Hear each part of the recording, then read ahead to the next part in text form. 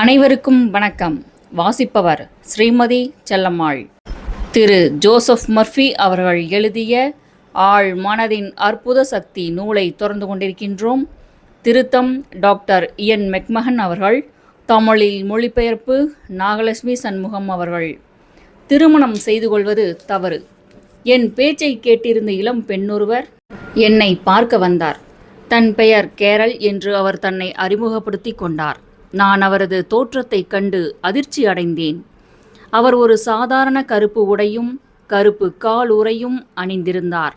அவரது முகம் வெளிரிப்போய் ஒரு துளி உதட்டு சாயமோ அல்லது வேறு எந்தவிதமான ஒப்பனையோ இன்றி களையற்று இருந்தது. அவர் சற்று அடக்கமாகவும் அதே சமயம் கண்காணிப்புடனும் நடந்து கொண்டார். அது ஏதோ தன்னை சுற்றியிருப்பவர்கள் திடீரென்று தன் மீது கடும் கோபத்துடன் நடந்து கொள்வார்கள் என்று அவர் கற்பனை செய்தது போலிருந்தது. விரைவில் அவர் தான் வளர்ந்த விதம் பற்றி என்னிடம் கூறலானார். அவர் தனது தாயாரால் வளர்க்கப்பட்டார். நடனமாடுவது, சீட்டு விளையாடுவது, நீச்சல் அடிப்பது அல்லது ஆண்களுடன் வெளியில் செல்வது போன்றவை பாவம் என்று அவரது தாயார் அவரை நம்ப கற்றுக் கொடுத்திருந்தார். அவரது தாயாரை பொறுத்தவரை ஆண்கள் அனைவரும் தீயவர்கள். உடலுறவு என்பது சாத்தானால் தூண்டப்பட்ட பாவ செயல். கேரல் இக்கட்டளைகளுக்கு கீழ்ப்படியாவிட்டாலோ அல்லது அவற்றை எழுத்து பிறழாமல் அப்படியே கடைபிடிக்காவிட்டாலோ அவர் என்றென்றும் நரகத்தின் தீயில் வெந்து கொண்டிருப்பார் என்று அவரது தாயார் அவருக்கு கற்றுக் கொடுத்திருந்தார். கேரல் தன் அலுவலகத்தில் தன்னுடன் வேலை செய்த ஆண்களோடு வெளியில் சென்றபோது ஒருவிதமான ஆழ்ந்த குற்ற உணர்வை கொண்டிருந்தார்.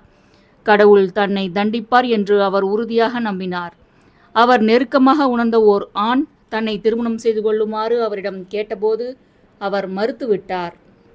அவர் என்னிடம் கூறியது போல, திருமணம் செய்து கொள்வது தவறு, உடலுறவு கேடு விளைவிப்பது, நான் தீயவள். இது அவர் பக்குவப்படுத்தப்பட்ட முறையின் பிதற்றல். இவ்விளம்பெண் நிச்சயமாக குற்ற உணர்வை கொண்டிருந்தார். அவரால் தன் தாயாரின் நம்பிக்கைகளுக்கு ஏற்ப நடந்து கொள்வது இயலாத காரியமாக இருந்தது.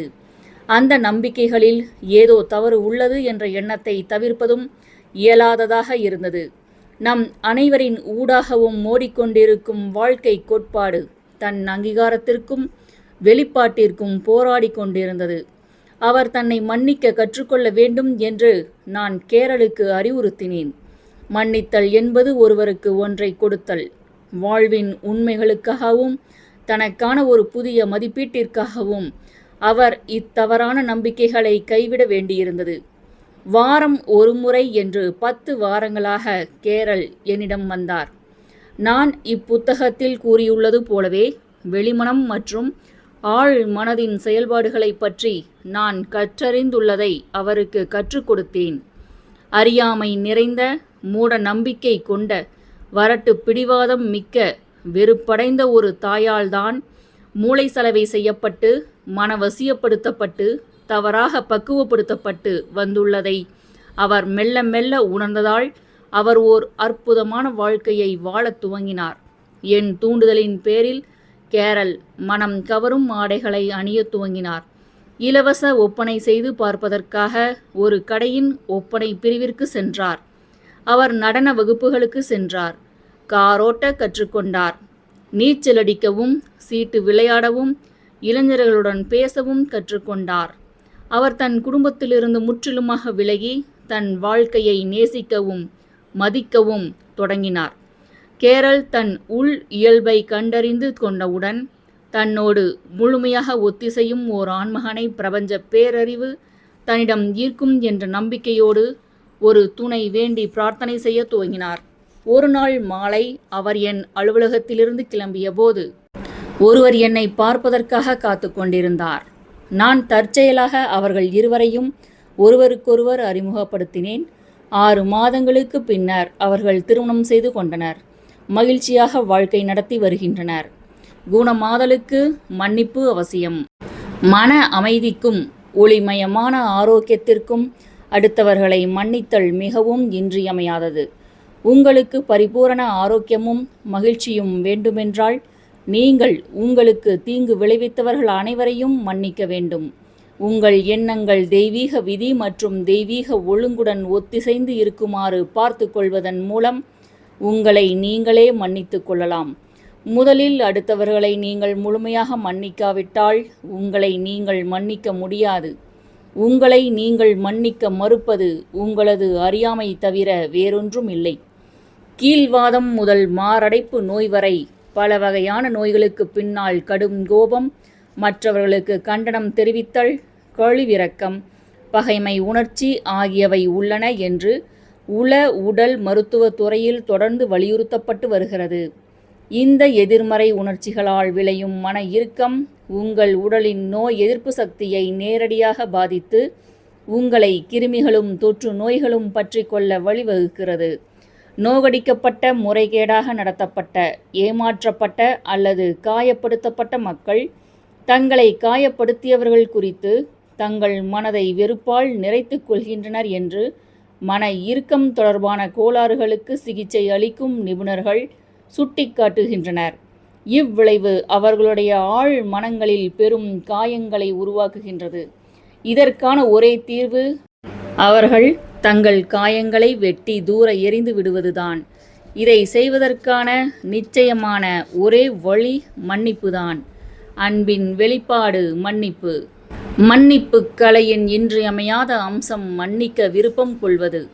நீங்கள் உண்மையிலேயே மற்றவரை மன்னிக்க விரும்பினால் நீங்கள் பாதிக்கும் மேற்பட்ட தடைகளை கடந்து விட்டீர்கள் என்று அர்த்தம். அடுத்தவரை மன்னிப்பது என்பது நீங்கள் அவரை நேசிக்க வேண்டும் என்றோ அல்லது அவரோடு நல்லுறவுடன் இருக்க வேண்டும் என்றோ அர்த்தமல்ல என்பதை நீங்கள் நிச்சயமாக புரிந்திருப்பீர்கள். குறிப்பிட்ட ஒருவரை நீங்கள் நேசிக்க வேண்டும் என்று எவரும் உங்களை கட்டாயப்படுத்த முடியாது. அது நல்லெண்ணத்தையும் அன்பையும் சமாதானத்தையும் அல்லது சகிப்புத்தன்மையையும் அரசாங்கம் சட்டமாக்குவதை போன்றது. ஆனாலும் இது ஒரு முக்கியமான கருத்து. நாம் ஒருவரை விரும்பாமலேயே அவர் மீது அன்பு செலுத்த முடியும். நீங்கள் ஒருவரில் ஒருவர் அன்பாய் இருங்கள் என்று பைபிள் கூறுகிறது. முதன்முறையாக கேட்கும்போது இது இயலாத காரியமாகப்படும். ஆனால் ஒருவர் உண்மையிலேயே பிறரிடம் அன்பு செலுத்த விரும்பினால் அவரால் அதை கண்டிப்பாக செய்ய முடியும். அன்பு என்பது பிறருக்கு ஆரோக்கியமும் மகிழ்ச்சியும் சமாதானமும் பேரானந்தமும் வாழ்வின் அனைத்து ஆசீர்வாதங்களும் கிடைக்க மனதார வாழ்த்துவது. இதற்கு ஒரே ஒரு முன் நிபந்தனைதான் உண்டு. அதுதான் உண்மை. நீங்கள் அடுத்தவரை மன்னிப்பது உங்கள் தயாள குணத்தால் அல்ல, மாறாக நீங்கள் சுயநலவாதியாக இருப்பதால்தான். ஏனெனில் அடுத்தவருக்கு நீங்கள் எதை விரும்புகிறீர்களோ அதை உண்மையிலே உங்களுக்காக விரும்புகிறீர்கள். இதற்கு காரணம் அதை நீங்கள் சிந்திக்கிறீர்கள், உணர்கிறீர்கள். நீங்கள் எப்படி சிந்திக்கிறீர்களோ உணர்கிறீர்களோ அதுவாகவே ஆகிவிடுகிறீர்கள். இதைவிட எளிதானது ஏதேனும் இருக்க முடியுமா? மன்னிப்பதற்கான உத்தி. உங்களிடம் மன்னிப்பு கலையை வளர்த்து கொள்வதற்கு ஓர் எளிய ஆனால் ஆற்றல் மிக்க வழிமுறை உள்ளது. அதை நீங்கள் கடைபிடித்தால் அது உங்கள் வாழ்வில் அற்புதங்களை நிகழ்த்தும். உங்கள் மனதை அமைதிப்படுத்துங்கள், சுதந்திரமாக உணருங்கள். கடவுளையும் உங்கள் மீது அவர் கொண்டுள்ள அன்பையும் நினைத்து பின்வரும் சுய பிரகடனத்தை கூறுங்கள். நான் உங்களை காயப்படுத்தியவரின் பெயரை நினைத்து கொள்ளுங்கள். நான் முழுமையாகவும் எளிதாகவும் மன்னிக்கிறேன். நான் அவரை மனதார ஆன்மீக ரீதியாக விடுவிக்கிறேன். நான் சுதந்திரமாக இருக்கிறேன். அவரும் சுதந்திரமாக இருக்கிறார். நான் அற்புதமாக உணர்கிறேன். இது என் பொது மன்னிப்பு நாள். என்னை காயப்படுத்தியுள்ள அனைவரையும் நான் விடுவிக்கிறேன். நான் அவர்கள் ஒவ்வொருவருக்கும் ஆரோக்கியமும் மகிழ்ச்சியும் சமாதானமும் வாழ்வின் அனைத்து ஆசீர்வாதங்களும் கிடைக்க வாழ்த்துகிறேன். நான் உண்மையிலேயே தாராளமாக பேரானந்தத்தோடும் அன்போடும் வாழ்த்துகிறேன். எப்பொழுதெல்லாம் என்னை காயப்படுத்தியவரை அல்லது காயப்படுத்தியவர்களை பற்றி நினைக்கிறேனோ அப்பொழுதெல்லாம் நான் உங்களை விடுவிக்கிறேன். வாழ்வின் அனைத்து ஆசீர்வாதங்களும் உங்களுக்கு கிடைக்கட்டும் என்று பிரார்த்திக்கிறேன். நான் சுதந்திரமாக இருக்கிறேன். அவரும் சுதந்திரமாக இருக்கிறார். இது மிகவும் அற்புதம். உண்மையான மன்னிப்பின் பெரும் இரகசியம் என்னவென்றால், ஒருமுறை நீங்கள் ஒருவரை மன்னித்து விட்டால் இப்பிரார்த்தனையை மீண்டும் கூற வேண்டிய அவசியம் இல்லை. எப்பொழுதெல்லாம் அந்த மனிதர் உங்கள் நினைவுக்கு வருகிறாரோ அவருக்கு நல்லதை எண்ணி அமைதி உங்களுடையதாகட்டும் என்று மனதார வாழ்த்துங்கள். உங்கள் மனதில் அந்த எண்ணம் எழும்போதெல்லாம் இதை அடிக்கடி சொல்லி வாருங்கள். சில நாட்களுக்குப் பின் அந்த நபரை பற்றிய அல்லது அந்த அனுபவத்தை பற்றிய எண்ணத்தின் வரவு குறைந்து நாளடைவில் முற்றிலுமாக நின்றுவிடும். உண்மையான மன்னிப்பிற்கான திராவக பரிசோதனை. கனி வளம் தேடுபவர்களும் பொற்கொள்ளர்களும் ஓர் உலோகம் உண்மையிலேயே தங்கம்தானா அல்லது போலியா என்பதை அறிந்து கொள்ள திராவக பரிசோதனை செய்வார்கள். மன்னிப்பிற்கும் ஒரு திராவக பரிசோதனை உள்ளது. உங்களுக்கு தவறிழைத்தவர்கள், உங்களை ஏமாற்றியவர்கள் அல்லது உங்களிடம் மோசடி செய்தவர்கள் யாரேனும் ஒருவரை பற்றி ஏதோ ஒரு அற்புதமான விஷயத்தை நான் உங்களிடம் தெரிவிப்பதாக கற்பனை செய்து கொள்ளுங்கள்.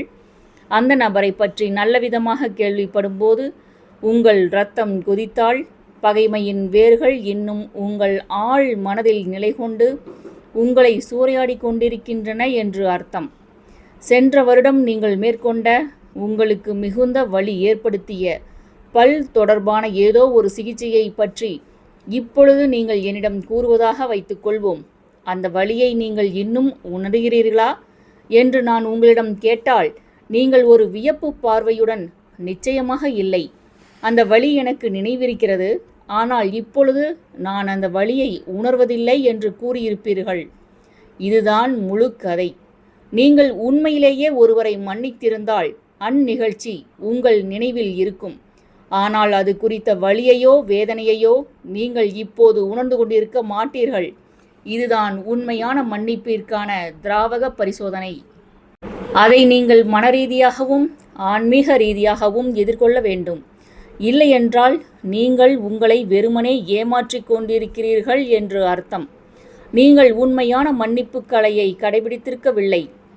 அனைவரையும் புரிந்து கொள்வது என்பது அனைவரையும் மன்னிப்பது. உங்கள் சொந்த மனதின் படைப்பு விதியை நீங்கள் புரிந்து கொண்டு விட்டால் உங்கள் வாழ்க்கை உருவானதற்கோ அல்லது உருக்குலைந்ததற்கோ நீங்கள் மற்றவர்களையும் சூழ்நிலைகளையும் குறை கூறுவதை நிறுத்தி விடுவீர்கள்.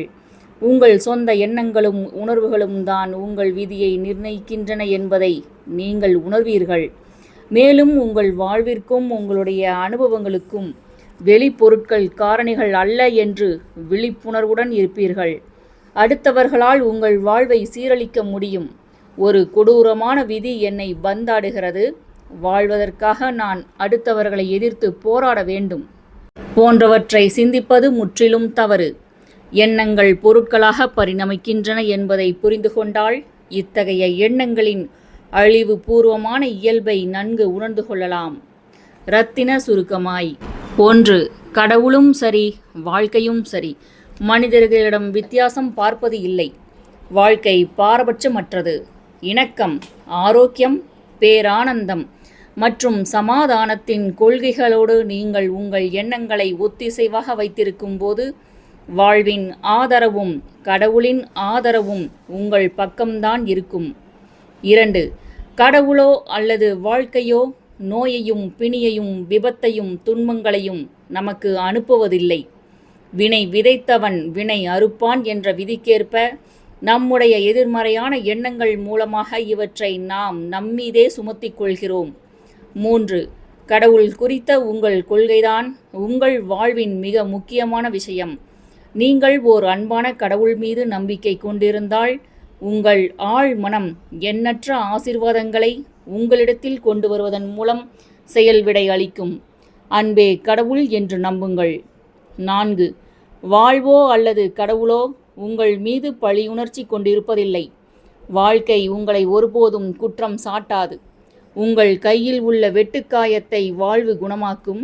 நீங்கள் உங்கள் விரலை சுட்டுக்கொண்டால் வாழ்வு உங்களை மன்னிக்கும். அப்பகுதியை முழுமையாகவும் கச்சிதமாகவும் குணமாக்க விரையும். 5. உங்கள் குற்ற உணர்வு கடவுளை பற்றியும் வாழ்க்கையை பற்றியும் நீங்கள் கொண்டுள்ள தவறான ஒரு கொள்கை. கடவுளோ வாழ்க்கையோ உங்களை தண்டிப்பதில்லை, எடை போட்டு பார்ப்பதில்லை. உங்கள் தவறான நம்பிக்கைகள், எதிர்மறையான சிந்தனைகள், சுய குற்றம் சுமத்துதல் ஆகியவை உங்கள் ஆழ் மனதில் ஏற்படுத்தும் விளைவுகள் மூலம் உங்களுக்கு நீங்களே இதை செய்து கொள்கிறீர்கள். 6. கடவுளோ அல்லது வாழ்க்கையோ உங்களை கண்டிப்பதும் இல்லை, தண்டிப்பதும் இல்லை. இயற்கையின் ஆற்றல்கள் தீங்கு விளைவிப்பவை அல்ல.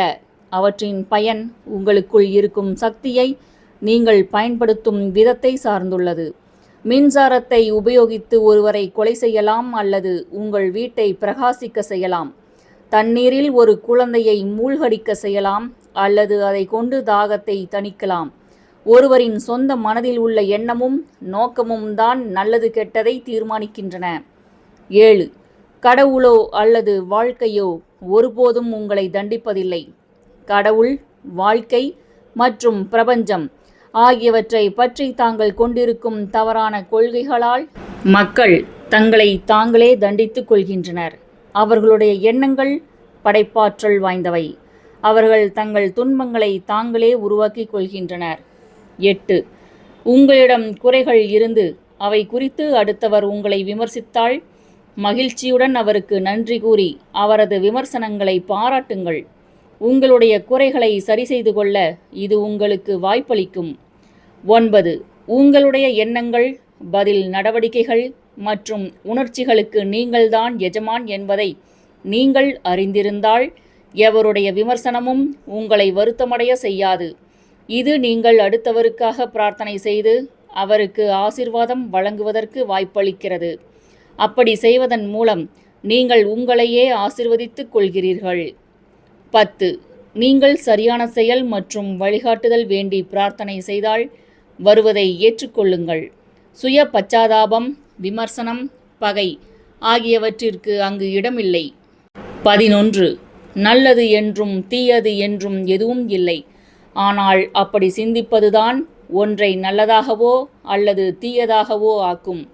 உணவு, உடலுறவு, செல்வம், உண்மையான வெளிப்பாடு ஆகியவற்றை விரும்புவதில் கேடு ஏதும் இல்லை.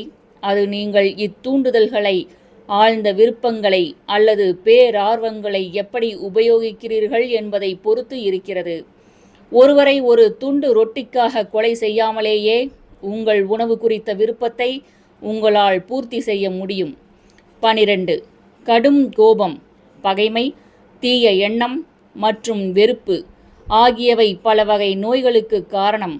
அன்பையும் வாழ்வையும் பேரானந்தத்தையும் நல்லெண்ணத்தையும் உங்களை காயப்படுத்தியவர்களிடம் தாராளமாக வெளிப்படுத்துவதன் மூலம் உங்களையும் அவர்களையும் மன்னியுங்கள். நீங்கள் அவர்களை நினைத்து பார்க்கும்போது கூட உங்கள் மனம் சமாதானத்துடன் தான் இருக்கின்றது என்பதை உறுதியாக அறிந்து கொள்ளும் வரை தொடர்ந்து இதை செய்யுங்கள். 13. மன்னித்தல் என்பது ஒருவருக்கு ஏதோ ஒன்றை கொடுப்பது. உங்கள் மனதில் எந்த உறுத்தலும் இல்லாதவரை நீங்கள் அன்பையும் சமாதானத்தையும் பேரானந்தத்தையும் ஞானத்தையும் வாழ்வின் அனைத்து ஆசீர்வாதங்களையும் அவர்களுக்கு வழங்குங்கள். இதுதான் உண்மையான மன்னிப்பிற்கான திராவக பரிசோதனை. 14. ஒருவர் உங்களை காயப்படுத்தி இருந்தாலோ, உங்களிடம் பொய் சொல்லி இருந்தாலோ, உங்களை இழிவுபடுத்தி இருந்தாலோ, உங்களை பற்றி ஏதாவது ஒரு விதத்தில் பொல்லாங்கு பேசியிருந்தாலோ, அந்த நபர் எதிர்மறையானவர் என்ற எண்ணம் உங்கள் மனதில் தோன்றுகின்றதா? அப்படியானால் நீங்கள் உண்மையிலேயே அவரை இன்னும் மன்னித்திருக்கவில்லை. பகைமையின் வேர்கள் இன்னும் உங்கள் ஆழ் மனதில் பதிந்திருந்து உங்களையும் உங்களிடம் உள்ள நல்லவைகளையும் சூறையாடி கொண்டிருக்கின்றன. அவ்வேர்களை தகர்த்து எறிவதற்கான ஒரே வழி அன்புதான். அந்த நபருக்கு வாழ்வின் அனைத்து ஆசீர்வாதங்களும் கிடைக்க வாழ்த்துங்கள். நூலின் அடுத்த அத்தியாயம் 18. ஆழ் மனதை உபயோகித்து மனத்தடைகளை களைவது எப்படி? நீங்கள் ஓர் இக்கட்டான சூழ்நிலையை எதிர்கொள்ள வேண்டியிருந்து அதிலிருந்து விடுபட்டு வெளிவருவதற்கு தெளிவான பாதை உங்கள் கண்களுக்கு புலப்படாமல் இருந்தால் நீங்கள் என்ன செய்வீர்கள்? அதற்கான விடை அப்பிரச்சனைக்குள்ளேயே இருக்கின்றது. ஒவ்வொரு கேள்வியும் அதற்கான விடையை மறைமுகமாக சுட்டிக்காட்டுகிறது. உங்கள் ஆழ் மனதிற்குள் இருக்கும் முடிவில்லா பேரறிவு அனைத்தும் அறிந்தது. உங்களுக்கான விடை அதனிடம் உள்ளது. அது இப்பொழுது அதை உங்களிடம் வெளிப்படுத்துகிறது. ஆனால் நீங்கள் அதை கூர்ந்து கவனிக்க வேண்டும். உங்கள் ஆழ் மனதின் வலியுறுத்தல்கள் மீது நீங்கள் உறுதியான நம்பிக்கை கொண்டு அதற்கேற்ற நடவடிக்கைகளை மேற்கொள்ள வேண்டும். இப்புதிய மனப்போக்கை நீங்கள் அடைந்துவிட்டால் உங்களுக்குள் இருக்கும் படைப்பறிவு ஒரு மகிழ்ச்சியான தீர்வை கொண்டு வரும். நீங்கள் தேடிக்கொண்டிருக்கும் விடையை நீங்கள் கண்டறிவீர்கள். அப்படிப்பட்ட மனப்போக்கு நீங்கள் மேற்கொள்ளும் எல்லாவற்றிலும் ஒழுங்கையும் சமாதானத்தையும் அர்த்தத்தையும் கொண்டு வரும் என்பது உறுதி. ஒரு பழக்கத்தை உடைத்தெறிவது அல்லது உருவாக்குவது எப்படி? நாம் அனைவரும் பழக்கத்தின் அடிமைகள். பழக்கம் என்பது நம் ஆழ் மனதின் ஒரு செயல்பாடு. நாம் நீச்சல் அடிக்கவும், சைக்கிள் ஓட்டவும், நடனமாடவும், கார் ஓட்டவும் கற்றுக்கொண்டது நாம் ஆழ் மனங்களில் இவற்றுக்கான பாதைகள் அமைக்கப்படும் வரை சுய உணர்வோடு இவற்றை மீண்டும் மீண்டும் தொடர்ந்து செய்ததன் மூலமாகத்தான். பின்னர் ஆழ்மனதின் பழக்க செயல்பாடு தானாகவே இதனை செயல்படுத்தும். இது சில சமயங்களில் இரண்டாம் இயல்பு என்று அழைக்கப்படும். அதாவது நம் முதல் இயல்பான நமது சிந்தனைக்கும் செயலுக்கும் ஆழ்மனம் அளிக்கும் பதில் நடவடிக்கை. நம்மால் நம் பழக்கங்களை உருவாக்கி கொள்ள முடியும் என்றால் நல்ல பழக்கங்கள் அல்லது கெட்ட பழக்கங்களை தேர்ந்தெடுக்கும் சுதந்திரமும் நம்மிடம் உள்ளது என்பதும் வெளிப்படை. நீங்கள் ஓர் எதிர்மறையான எண்ணத்தை அல்லது செயலை ஒரு குறிப்பிட்ட காலம் வரை தொடர்ந்து எண்ணி வந்தால் அல்லது செய்து வந்தால் நீங்கள் உங்களை ஒரு மோசமான பழக்கத்திற்கு நிர்பந்தப்படுத்திக் கொள்கிறீர்கள். நிர்பந்தம் உங்கள் ஆழ் மனதின் விதி. அவர் ஒரு கெட்ட பழக்கத்தை தகர்த்தது எவ்வாறு? பாப் என்னை பார்க்க வந்தபோது கிட்டத்தட்ட நம்பிக்கை இழந்த நிலையில் இருந்தார்.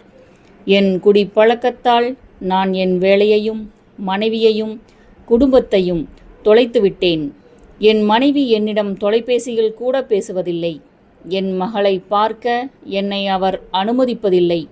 என்ன செய்வதென்று எனக்கு தெரியவில்லை என்று என்னிடம் கூறினார். நீங்கள் குடியை நிறுத்த முயற்சி செய்திருக்கிறீர்களா என்று நான் கேட்டேன். நிச்சயமாக பல முறை முயற்சித்துள்ளேன். சில காலம் குடியை நிறுத்தியிருந்தேன். பிறகு கட்டுப்படுத்த முடியாத ஒரு தவிப்பு வரும். அடுத்த காரியமாக தொடர்ந்து 2 வாரங்கள் கண்மூடித்தனமாக குடித்து கொண்டே இருப்பேன். இது மிகவும் கொடூரமானது. துர்பாக்கியசாலியான இம்மனிதருக்கு பல முறை இவ்வாறு நடந்துள்ளது. அளவுக்கு மீறி குடிப்பது தனக்கு ஒரு பழக்கமாகிவிட்டதை அவர் உணர்ந்தார். அப்பழக்கத்தை மாற்றி ஒரு புதிய பழக்கத்தை உருவாக்க வேண்டும் என்பதை அவர் கண்டுகொண்டார். ஆனாலும் அவரது ஆர்வத்தை கட்டுப்படுத்த அவர் மேற்கொண்ட தொடர் முயற்சிகள் அனைத்தும் நிலைமையை இன்னும் மோசமாக்கின. அவர் சந்தித்த தொடர் தோல்விகள் தன் தவிப்பையோ அல்லது குடி வெறியையோ கட்டுப்படுத்தும் சக்தியும் உறுதியும் தன்னிடம் இல்லை என்று அவரை உறுதியாக நம்ப வைத்தன. தான் சக்தியற்று இருப்பது குறித்த எண்ணம் அவரது ஆழ் மனதிற்கு ஒரு மாபெரும் தூண்டுதலாக அமைந்து அவரது பலவீனத்தை மேலும் தீவிரமடைய செய்து அவரது வாழ்க்கையை தோல்விகளின் வசிப்பிடமாக மாற்றியது. வெளிமனம் மற்றும் ஆழ் மனங்களின் செயல்பாடுகளை எப்படி ஒத்திசைவாக வைத்திருப்பது என்று நான் அவருக்கு கற்றுக் கொடுத்தேன். இவை இரண்டும் ஒன்றோடு ஒன்று ஒத்துழைத்தால் ஆழ் மனதில் ஊன்றப்பட்டுள்ள கருத்தோ அல்லது விருப்பமோ புற உலகில் வெளிப்படும். தன்னுடைய பழைய பழக்கத்தின் பாதை அல்லது வழி தன்னை பிரச்சனைகளிடத்தில் கொண்டு போய் சேர்க்க முடிந்ததென்றால் சுதந்திரம், மன தெளிவு, மன அமைதி ஆகியவற்றிற்கு தன்னை இட்டுச் செல்லும் ஒரு புதிய பாதையை தன்னால் விழிப்புணர்வுடன் உருவாக்க முடியும் என்பதை அவரது பகுத்தறியும் மனம் ஒப்புக்கொண்டது. தன் தீய பழக்கம் தன் இயல்பாக மாறியிருந்தாலும் தான் அதை சுய உணர்வுடன் தேர்ந்தெடுத்ததன் மூலம் தன் வசமாக்கிக் கொண்டுள்ளோம் என்பதை அவர் அறிந்திருந்தார். தான் எதிர்மறையாக பக்குவப்படுத்தப்பட முடியும் என்றால் நேர்மறையாகவும் பக்குவப்படுத்த முடியும் என்பதை அவர் உணர்ந்தார். இதன் விளைவாக தான் அப்பழக்கத்திலிருந்து விடுபடுவதற்கு சக்தியற்றவன் என்ற எண்ணத்தை அவர் கைவிட்டார். தன் குணமாதலை தடுப்பது வேறெதுவும் இல்லை, தன் சொந்த எண்ணம்தான் என்பதை அவர் மிகவும் தெளிவாக புரிந்து கொண்டார். அதனால் பெரும் மன முயற்சி அல்லது மன வலியுறுத்தலுக்கான தேவை அங்கு எழவில்லை. அவரது மனக்காட்சியின் சக்தி தன் உடலை ஆசுவாசப்படுத்தி ஒரு மயக்கமான தியான நிலைக்கு செல்வதை பாப் கடைபிடிக்க துவங்கினார். தன் ஆழ் மனம் தன் விருப்பத்தை எளிய வழியில் நிறைவேற்றும் என்ற அறிதலோடு தன் விருப்பத்தின் பூர்த்தியை தன் மனதில் காட்சியாக நிறைத்தார். தன் மகள் தன்னை ஆறத் தழுவி, அப்பா, உங்களை மீண்டும் வீட்டில் பார்ப்பது எவ்வளவு அற்புதமாக இருக்கிறது என்று கூறி தன்னை வரவேற்றதாக கற்பனை செய்தார். அவர் ஒழுங்காக முறையாக அமர்ந்து இவ்வழியில் தியானம் செய்தார். தன் கவனம் திசை மாறிய போதெல்லாம் புன்சிரிப்பு தவழும் தன் மகளின் முகத்தையும் அவளுடைய உற்சாகமூட்டும் குரலால் ஜீவனுடன் திகழும் தன் வீட்டையும் கொண்ட அப்படக் காட்சியை மீண்டும் நினைவுக்கு கொண்டு வருவார். இவை அனைத்தும் அவர் மனதை மீண்டும் நல்ல முறையில் பக்குவப்படுத்தின. இது மெல்ல மெல்ல நடந்தேறியது. அவர் அதை விடாமல் கடைபிடித்து வந்தார். கூடிய சீக்கிரம் தான் ஒரு புதிய பழக்கத்தை தன் ஆழ் மனதில் நிலைக்கச் செய்வோம் என்ற அறிதலோடு அவர் விடாமுயற்சியுடன் இருந்தார். வெளிமனம் ஒரு புகைப்பட கருவி போன்றது, ஆழ்மனம் ஒரு புகைப்பட சுருள் போன்றது. அவர் வெளிமனம் மூலம் எடுக்கும் படம் அதில் தான் பதிவு பெறுகிறது என்று நான் அவரிடம் கூறினேன். இது அவரிடம் பெரும் தாக்கத்தை ஏற்படுத்தியது. தன் விருப்பம் குறித்த படத்தை தன் ஆழ் மனதில் பதிய வைத்து அதை அங்கு உருவாக்குவதை அவர் தன் முழு லட்சியமாக்கி கொண்டார். பட சுருள்கள் இருட்டில்தான் கழுவப்பட்டு உருவாக்கப்படுகின்றன. அதேபோல் மனதின் படங்கள் ஆழ் மனதின் இருட்டறைக்குள்தான் உருவாக்கப்படுகின்றன. குவிக்கப்பட்ட கவனம் தன் வெளிமனம் புகைப்பட கருவியை போன்றது என்பதை பாப் புரிந்து கொண்டதால் அவர் பெரிதாக முயற்சி ஏதும் மேற்கொள்ளவில்லை. அங்கு மனப்போராட்டம் ஏதும் இருக்கவில்லை. அவர் அமைதியாக தன் எண்ணங்களை சரிசெய்து தன் கவனத்தை தன் முன் உள்ள படத்தில் குவித்தார். மெல்ல மெல்ல தன்னை அப்படத்தோடு அடையாளம் கண்டு உணரும் வரை தொடர்ந்து அதை செய்தார். தன் மன சூழலில் முற்றிலுமாக ஐக்கியப்பட்டு அப்படத்தை அடிக்கடி தன் மனதில் ஓட்டி பார்த்தார். தான் குணமாவது பற்றி அவருக்கு எவ்வித சந்தேகமும் எழவில்லை. குடிப்பதற்கு சபலப்படும் போதெல்லாம் குடிப்பது பற்றிய எண்ணத்தை தூர எறிந்துவிட்டு தன் குடும்பத்தோடு தன் வீட்டில் இருப்பதாக கற்பனை செய்தார். அதில் அவர் வெற்றியும் பெற்றார். ஏனெனில் தன் மனதில் உருவாக்கி கொண்டிருந்த அப்படத்தை தன் வாழ்க்கையில் அனுபவிக்கப் போகிறோம் என்பதை அவர் உறுதியாக எதிர்பார்த்திருந்தார். இன்று அவர் குடிப்பழக்கத்திலிருந்து விடுபட்டு தன் குடும்பத்தாரோடு ஒன்றிணைந்து தன் வேளையில் வெற்றிகரமாகவும் வாழ்வில் பேரானந்தத்தோடும் சிறப்பாக இருக்கின்றார். துரதிர்ஷ்டம் தன்னை பின்தொடர்வதாக அவர் கூறினார். கடந்த 3 மாதங்களாக எனக்கு ஏகப்பட்ட முட்டுக்கட்டைகள் ஏற்பட்டு கொண்டிருக்கின்றன. உண்மையிலேயே ஏதோ ஒரு துரதிர்ஷ்டம் என்னை தொடர்ந்து வந்து கொண்டிருக்கிறது என்று நான் நினைக்கிறேன். திருமதி ரூத் தொழில் வல்லுநர்களுடைய பில்களையும் அவர்களது கோப்புகளையும் முறைப்படி கையாளும் ஒரு நிறுவனத்தின் நிறுவனர்.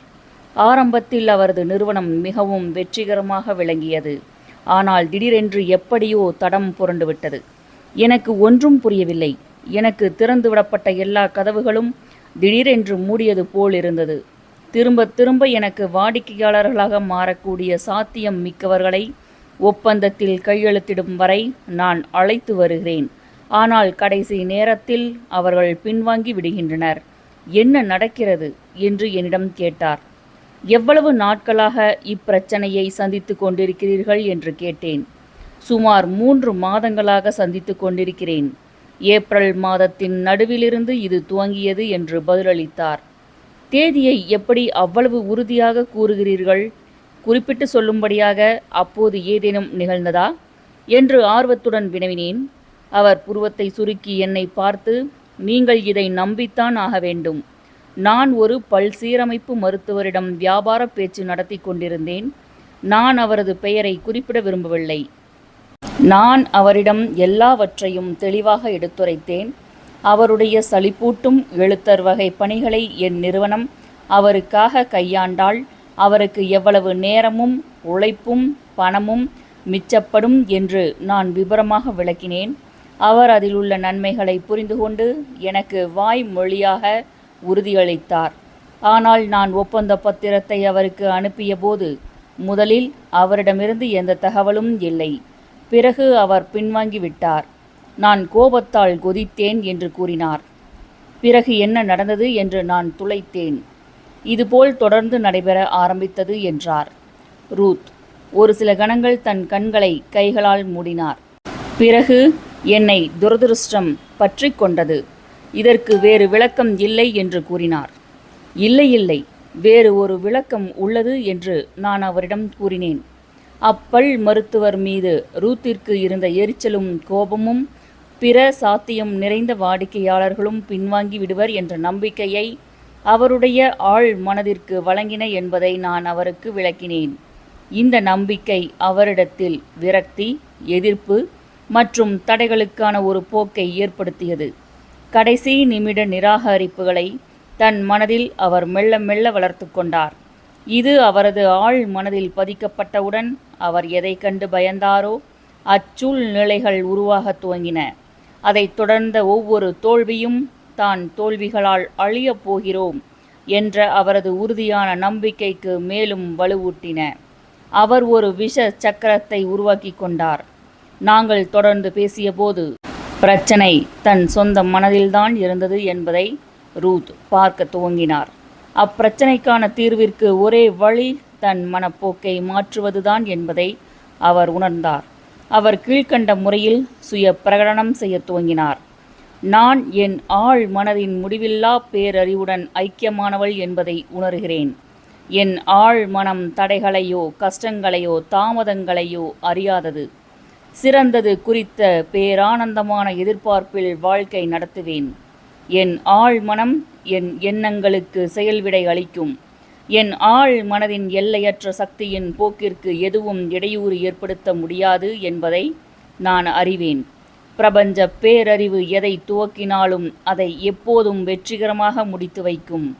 படைப்பு ஞானம் என் ஊடாக வேலை செய்கிறது. அது என் அனைத்து திட்டங்களையும் நோக்கங்களையும் நிறைவேற்றுகிறது. நான் எதை துவங்கினாலும் அதை வெற்றிகரமாக முடிக்கிறேன். என் வாழ்வின் லட்சியம் பிறருக்கு அற்புதமான சேவை வழங்குவதுதான். நான் தொடர்பு கொள்ளும் அனைவரும் என் சேவையால் ஆசீர்வதிக்கப்படுகிறார்கள். என் எல்லா வேலைகளும் தெய்வீக ஒழுங்கின்படி முழுமையாக நிறைவேறுகின்றன. அவர் தினமும் காலையில் தன் வாடிக்கையாளர்களை தொடர்பு கொள்ளும் முன் இந்த பிரார்த்தனையை தொடர்ந்து செய்தார். தினமும் இரவு தூங்கப் போகும் முன்பும் அவர் பிரார்த்தித்தார். குறுகிய காலத்திற்குள் அவர் தன் ஆழ் மனதில் ஒரு புதிய பழக்கத்திற்கான அமைப்பை தோற்றுவித்தார். விரைவில் அவர் தன் வாடிக்கையாளர்களாக கூடிய சாத்தியம் மிக்கவர்களை தன் நிறுவனத்துடன் ஒப்பந்தம் செய்து கொள்ள வைப்பதில் மீண்டும் வெற்றி கண்டார். தான் துரதிர்ஷ்டத்திற்கு பலியானவள் என்ற எண்ணத்தை அவர் முற்றிலுமாக மறந்தார். நீங்கள் விரும்பும் விஷயம் உங்களுக்கு எவ்வளவு வேண்டும்? இப்படி ஒரு கதை கூறப்பட்டு வருகிறது. ஓர் இளைஞன் சாக்ரட்டிஸிடம் ஞானத்தை பெறுவது எப்படி என்று கேட்டான். என்னுடன் வா என்று கூறி சாக்ரட்டிஸ் அவனை ஒரு ஆற்றிற்கு கூட்டிச் சென்று தண்ணீருக்குள் தள்ளி அவன் தலையை தண்ணீருக்கு அடியில் அழுத்தி பிடித்தார். அந்த இளைஞன் சுவாச காற்றிற்காக போராடும் வரை அவர் அவனை அப்படியே அழுத்தி வைத்திருந்தார். பிறகு அவனை விடுவித்தார். அவன் ஒரு வழியாக தன்னை ஆசுவாசப்படுத்தி கொண்ட பிறகு சாக்ரட்டிஸ் அவனிடம், உன் தலை தண்ணீருக்குள் இருந்தபோது நீ எதை அதிகமாக விரும்பினாய் என்று கேட்டார். எனக்கு காற்று வேண்டியிருந்தது என்று அந்த இளைஞன் கூறினான்.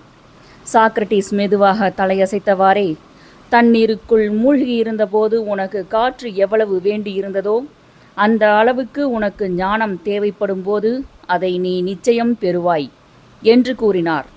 இதே வழியில் உங்கள் வாழ்வில் ஒரு குறிப்பிட்ட முட்டுக்கட்டையை தகர்த்தெறிய உங்களுக்கு ஆழ்ந்த உண்மையான விருப்பம் இருக்கும்போது அதிலிருந்து விடுபட நிச்சயமாக ஏதோ ஒரு வழி இருக்கிறது என்ற தெளிவான முடிவுக்கு நீங்கள் வரும்போது அந்த வழிதான் நீங்கள் பின்பற்ற வேண்டியது என்று உறுதியான முடிவெடுக்கும்போது உங்களுக்கு வெற்றி நிச்சயம்.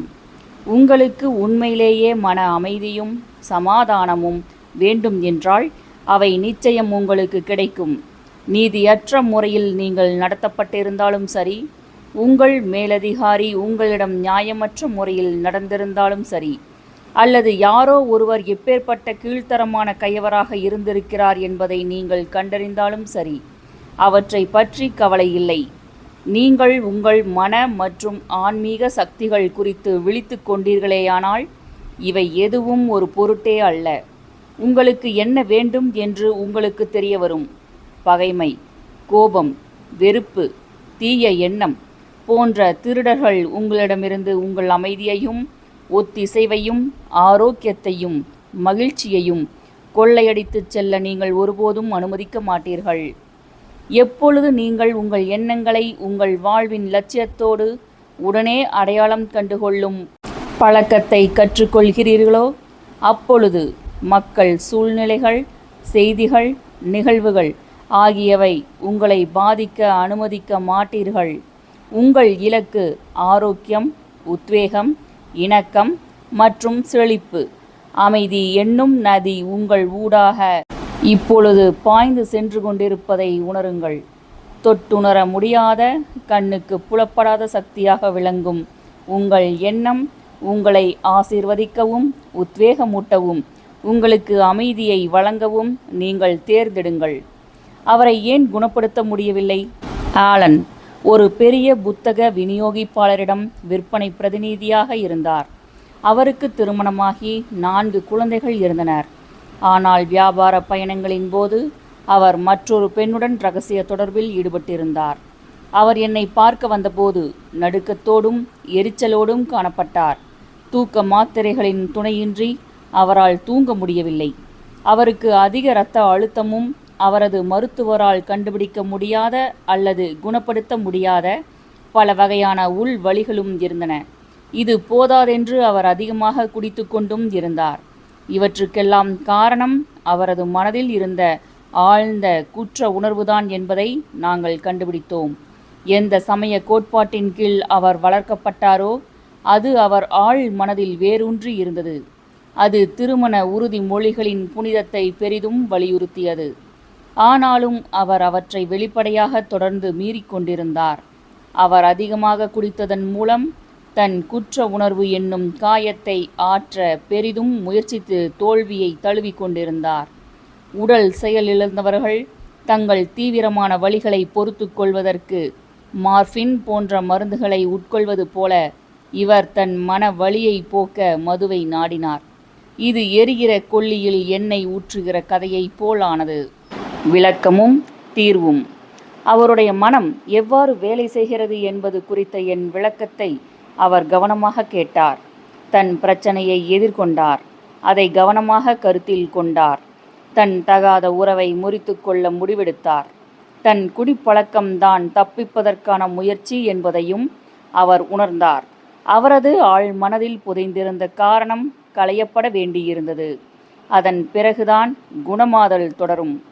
அவர் தினமும் 3 முறை கீழ்கண்ட சுய பிரகடனத்தை தன் ஆழ் மனதில் பதிவு செய்ய துவங்கினார். என் மனம் முழுக்க சமாதானமும் அமைதியும் சமநிலையும் நிறைந்துள்ளன. பிரபஞ்ச பேரறிவு என்னுள் புன்னகைத்தவாறு இளைப்பாரி கொண்டிருக்கிறது. என் கடந்த காலம், நிகழ்காலம் மற்றும் எதிர்காலத்தில் உள்ள எதை பற்றியும் எனக்கு பயமில்லை. என் ஆழ் மனதின் முடிவில்லா பேரறிவு என்னை எல்லா வழிகளிலும் வழிநடத்தி இயக்குகிறது. நான் இப்பொழுது அனைத்து சூழ்நிலைகளையும் விசுவாசத்துடனும் அமைதியுடனும் சமநிலையுடனும் உறுதியான நம்பிக்கையுடனும் சந்திக்கிறேன். நான் இப்பொழுது அப்பழக்கத்திலிருந்து முற்றிலுமாக விடுதலை பெற்றுவிட்டேன். என் மனம் முழுவதும் உள அமைதியாலும் சுதந்திரத்தாலும் பேரானந்தத்தாலும் நிறைந்துள்ளது. நான் என்னையே மன்னித்துக் கொள்கிறேன். அப்பொழுது நான் மன்னிக்கப்படுகிறேன். சமாதானமும் நிதானமும் உறுதியான நம்பிக்கையும் என் மனதில் ஒப்புயர்வற்று கோலோச்சுகின்றன. அவர் தொடர்ந்து இந்த பிரார்த்தனையை கூறி வந்தபோது தான் என்ன செய்து கொண்டிருக்கிறோம், அதை ஏன் செய்து கொண்டிருக்கிறோம் என்பது குறித்து முழு விழிப்புணர்வுடன் இருந்தார். தான் என்ன செய்து கொண்டிருக்கிறோம் என்பதை அவர் அறிந்திருந்ததால் அப்புரிதல் அவருக்கு தேவையான விசுவாசத்தையும் உறுதியான நம்பிக்கையையும் கொடுத்தது.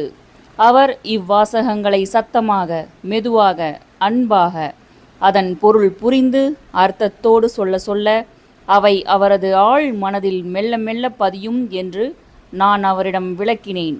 அவ்வார்த்தைகளின் குணமாக்கும் அதிர்வுகள் அவரது ஆழ் மனதை சென்றடைந்து அவரது பிரச்சனைகளுக்கு காரணமான அனைத்து எதிர்மறை மனப்போக்குகளையும் முற்றிலுமாக அழித்து ஒழித்தன.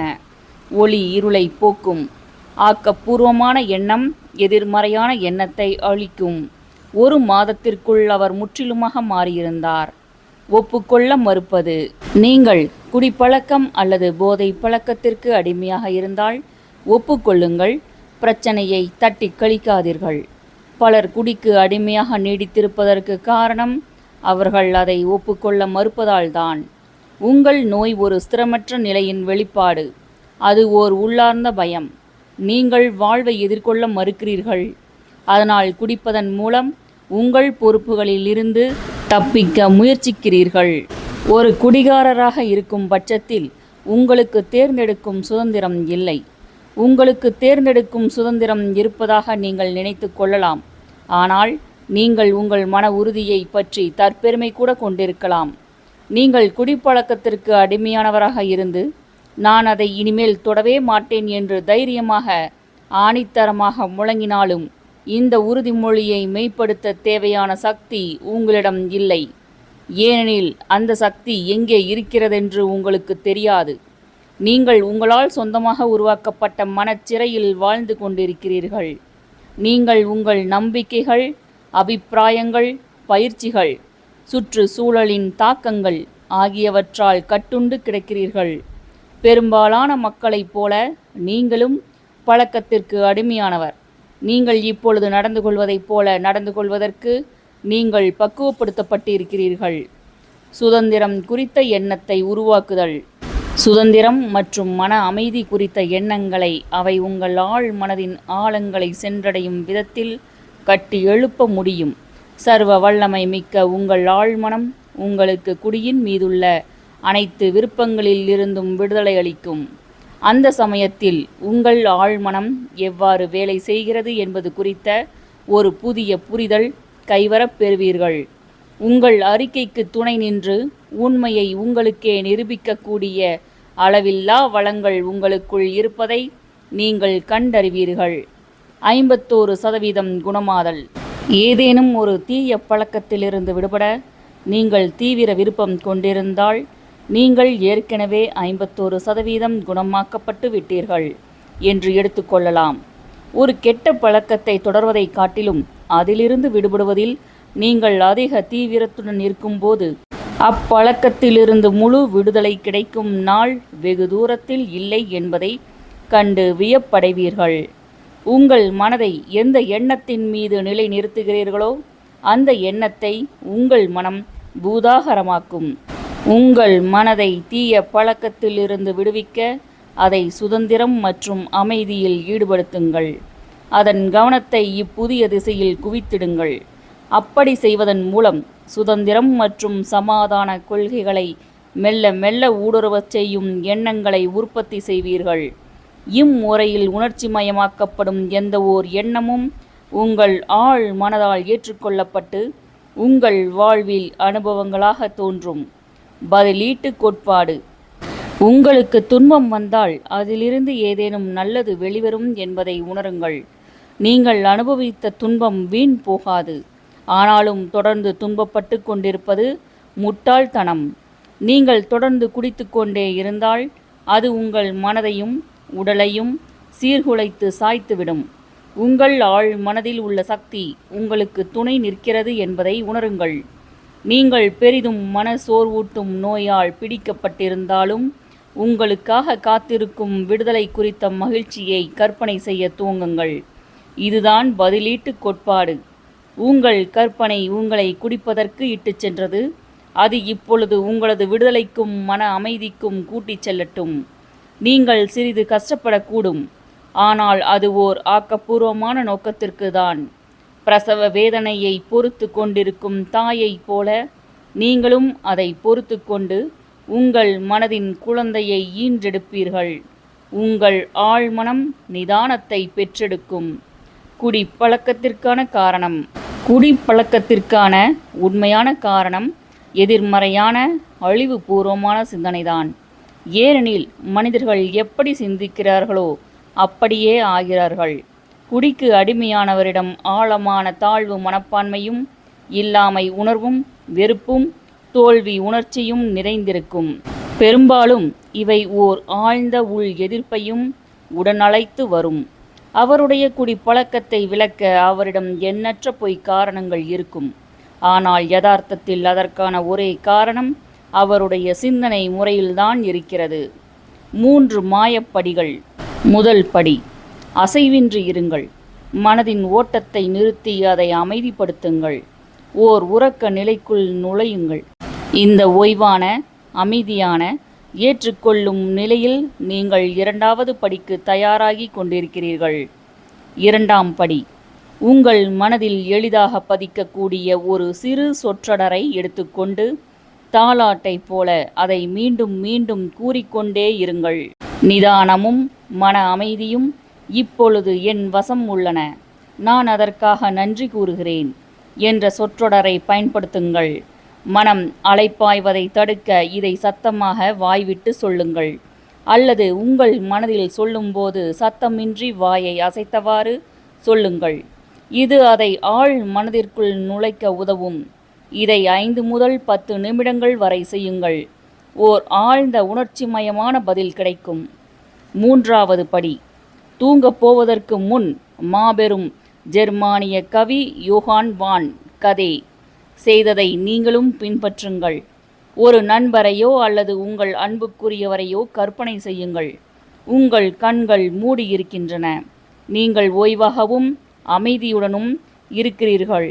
உங்கள் நண்பரோ அல்லது அன்புக்குரியவரோ உணர்வுபூர்வமாக இருந்து வாழ்த்துகள் என்று உங்களிடம் கூறுகிறார்.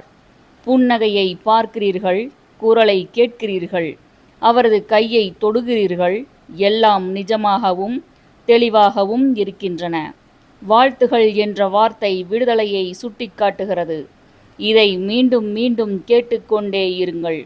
உங்கள் ஆழ் மனதிடமிருந்து திருப்திகரமான பதில் வரும் வரை தொடர்ந்து இதை செய்யுங்கள். தொடர்ந்து செய்து கொண்டே இருங்கள். பயம் உங்கள் மனக்கதவை தட்டும் போதோ அல்லது கவலை, மனக்கலக்கம், சந்தேகம் போன்றவை உங்கள் மனதிற்குள் நுழைந்தாலோ உங்கள் நோக்கத்தையும் லட்சியத்தையும் மீண்டும் மனதில் நிலைநிறுத்துங்கள். உங்கள் எண்ணத்தையும் கற்பனையையும் தூண்டக்கூடிய உங்கள் ஆழ் மனதிற்குள் உறைந்திருக்கும் அளவற்ற சக்தியை பற்றி எண்ணிப் பாருங்கள். இது உங்களுக்கு உறுதியையும் சக்தியையும் தைரியத்தையும் அளிக்கும். இரத்தின சுருக்கமாய். 1. பிரச்சனைக்கான விடை அந்த பிரச்சனைக்குள்ளேயே இருக்கிறது. ஒவ்வொரு கேள்வியிலும் அதற்கான விடை ஒளிந்துள்ளது. விசுவாசத்துடனும் உறுதியான நம்பிக்கையுடனும் தொடர்ந்து அழைக்கும் போது முடிவில்லா பேரறிவு உங்களுக்கான பதிலை கொண்டு வரும். 2. பழக்கம் என்பது உங்கள் ஆழ் மனதின் செயல்பாடு.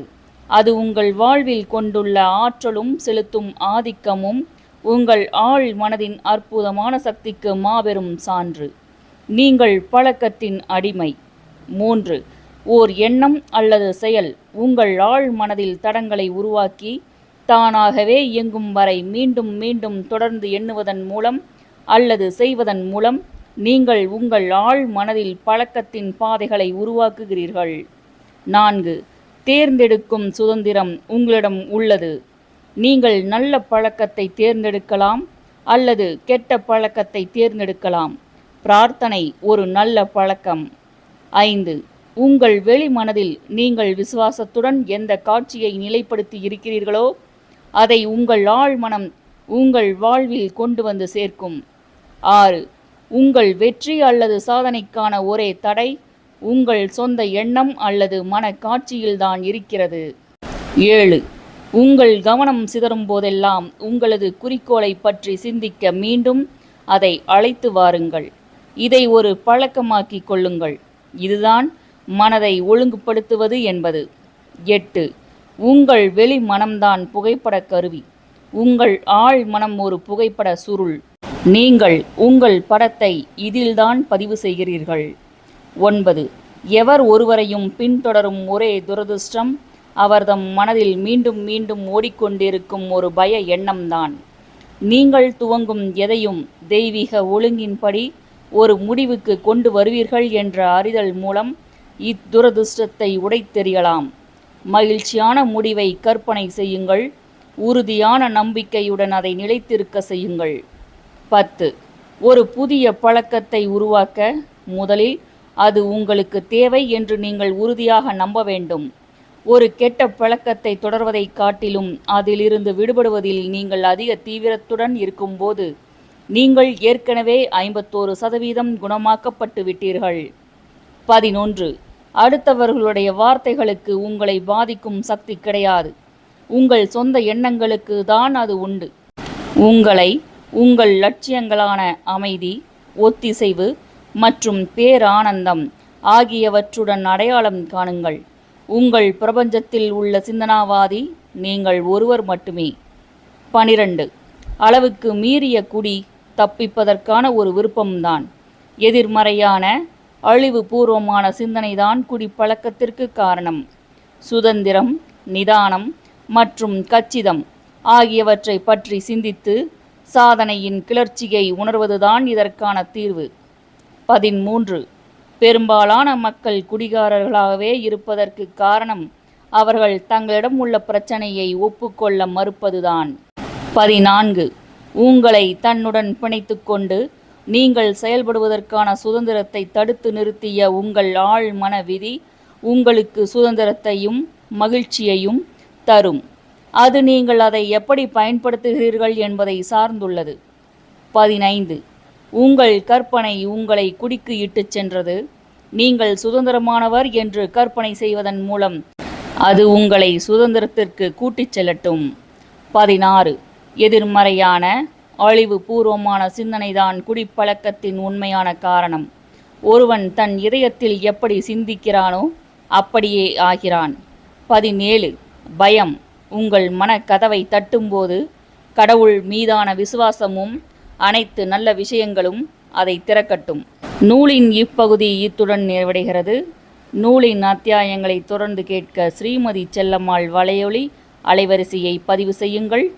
மேலும் கவி பேரரசு வைரமுத்து அவர்கள் எழுதிய தமிழாற்றுப்படை நூலின் ஒளிப்பதிவையும் மலையாள எழுத்தாளர் ஆனந்த் நீலகண்டன் அவர்களின் அசுரன் நூலையும் ஆஸ்திரேலிய எழுத்தாளர் திருமதி ரோண்டா பைன் அவர்கள் எழுதிய மாயாஜாலம் நூலின் ஒளிப்பதிவையும் திரு சூர்யா சேவியர் அவர்களின் காவிரி நீரோவியம் நூலின் ஒளிப்பதிவையும் திரு மதன் அவர்கள் எழுதிய வந்தார்கள் வென்றார்கள் நூலின் ஒளிப்பதிவையும் சே திவான் அவர்கள் எழுதிய வரச் சொன்னார்கள் வந்தார்கள் வென்றார்கள் என்கிற நூலின் ஒளிப்பதிவையும் பாலோ கொயலோ அவர்கள் எழுதிய ரசவாதி நூலின் ஒளிப்பதிவையும் மகாகவி பாரதியாருடன் பயணித்த வா ராமசாமி அவர்கள் எழுதிய மகாகவி பாரதியார் நூலின் ஒளிப்பதிவையும் கேட்க ஸ்ரீமதி செல்லம்மாள் வலையொலி அலைவரிசையை பதிவு செய்யுங்கள்.